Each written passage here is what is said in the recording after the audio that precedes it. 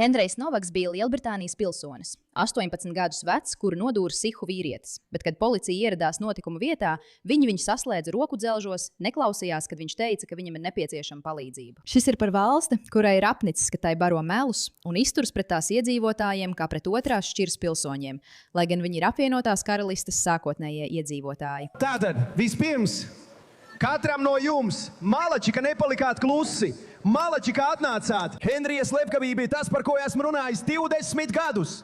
Es teicu, ka jūs kļūsiet par rasistiskas bandas upuri, proti pakistāniešu musulmaņi piekautu balto bērnu. Policija ieradīsies, viņi uzbruks baltajiem bērniem. Katru reizi, kad esmu to redzējis savā dzīvē, viņi uzbruk baltajiem bērniem. Tas, ko visa pasaule tagad ir redzējusi Henrija video, ir tas, ko mēs visi tāpat zinām. Baltajiem cilvēkiem ir cita attieksme nekā nebaltajiem. Un mēs esam redzējuši, kā tas izplatās cauri katrai mūsu valsts institūcijai. Es nevaru elpot. Raudāšana, lūkšanās. Vai zini, kas šobrīd ir neprātīgi? Vai tu redzi tā mērgļa brāli, kuram vajadzētu izvirzīt apsūdzību par taisnīguma kavēšanu? Tas ir vienkārši ārprāts.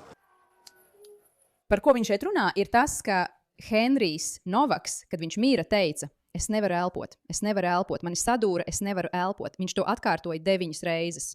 Un dūrēja ģimene bija tur, un viņi būtībā teica, nē, viņš to neteica. Viņi noslēpa no policijas, kas patiesībā notika.